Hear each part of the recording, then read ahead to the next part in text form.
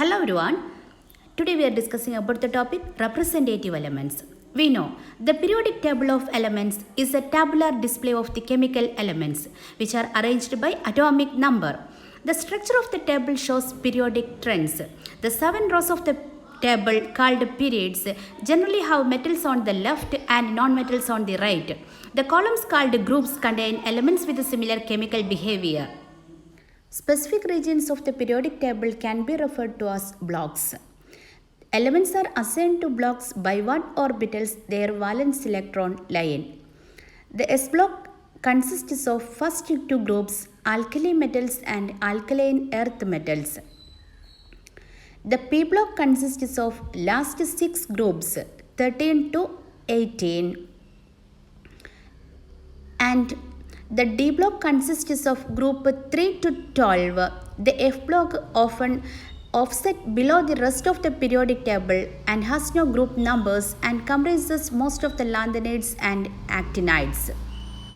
S block, P block, D block and F block are the various blocks of the periodic table.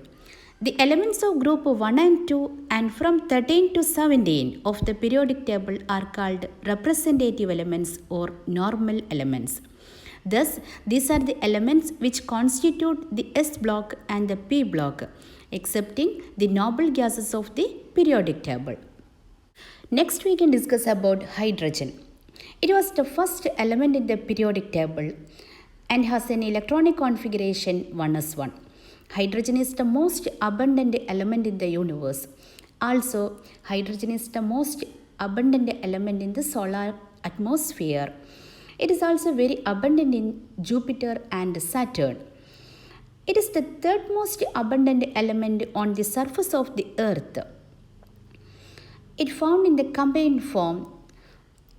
It constitutes 15.4% of the Earth's crust and the oceans. Besides in water, it occurs in plants and animal tissues, carbohydrate, protein, hydrates, including hydrocarbons, and many other compounds. Hydrogen resembles both alkali metals and the halogens. Alkali metals are the group 1 elements and the halogens are the group 17 elements. But it differs from both alkali metals and halogens in certain aspects. So, the position of hydrogen in the periodic table is anomalous. Now we can discuss what are the resemblances of hydrogen with alkali metals and with halogen. Firstly, like alkali metals, hydrogen has the NS1 outer electronic configuration. Similarly, just as the NS2 NP5 configuration of the halogen is 1 electron short of the nearest noble gas configuration. The 1s1 configuration of hydrogen is also 1 electron short of the nearest noble gas helium configuration. Like alkali metals, hydrogen is electropositive and monovalent. The halides of alkali metal give rise to monopositive ions. For example, sodium gives a Na plus ion, potassium gives a K plus ion in aqueous solution. Hydrogen halides also yield H plus ion in aqueous solution. In the periodic table, the lowest ionization energy is shown by alkali metals. But in the case of hydrogen, its ionization energy is comparable to those of halogens.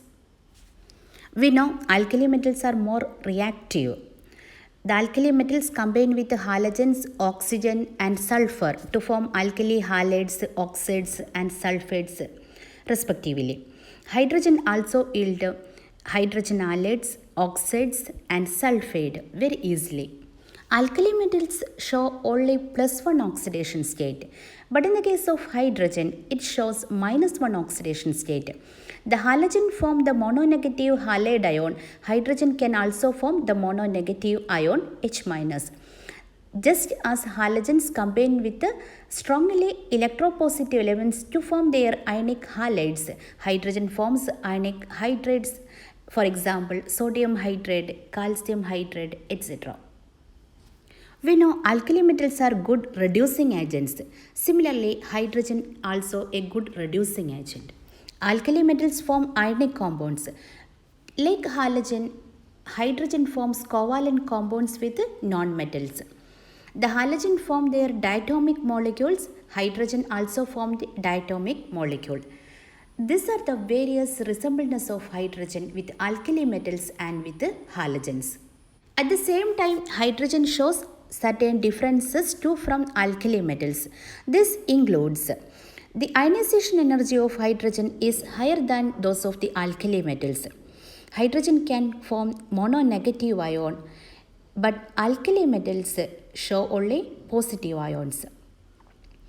The alkali metals only forms ionic compounds, whereas hydrogen forms covalent compounds with non-metals.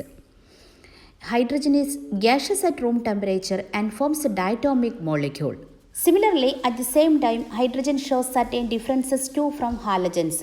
Unlike halogens, hydrogen is electropositive and its compounds yield the H plus ion in solution. Moreover, hydrogen is not reactive as the halogens. Here we can see that hydrogen show resemblance with alkali metals and halogens in certain aspects. Also, hydrogen differ from them as well. Thus, hydrogen is unique in behavior and therefore its position in the periodic table is anomalous. Hence, it is better to allot a separate position for it in the periodic table. Hydrogen is the latest element in the periodic table and it has atomic weight 1.008. Hydrogen is the most abundant chemical substance in the universe. Hydrogen has three isotopes, protium, deuterium and tritium. The protium atom has one proton in the nucleus. It does not have any neutron in the nucleus. The deuterium atom has one proton and one neutron in the nucleus. The tritium atom has one proton and two neutrons in the nucleus. Each has one extra nuclear electron. The predominant form of terrestrial hydrogen is protium.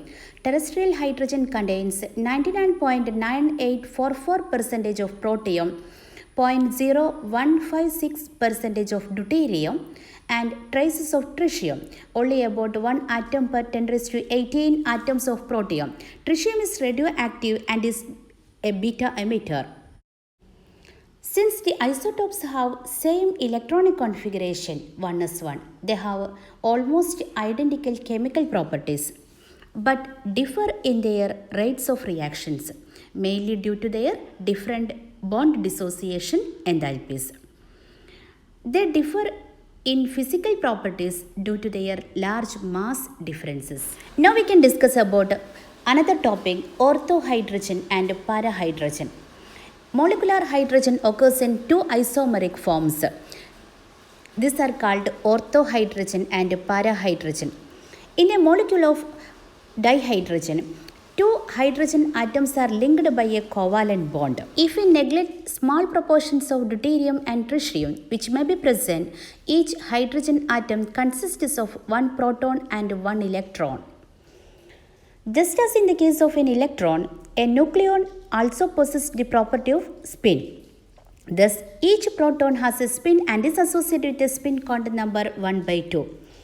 Each hydrogen atom has a nucleus consists of a proton having a spin of 1/2. The spins of the two nuclei can be either in the same direction or in opposite direction. This possibility gives rise to two nuclear spin isomers for hydrogen called orthohydrogen and parahydrogen. The form of dihydrogen in which the spins of the two nuclei are parallel, that is, the two nuclear spin in the same direction, is called orthohydrogen.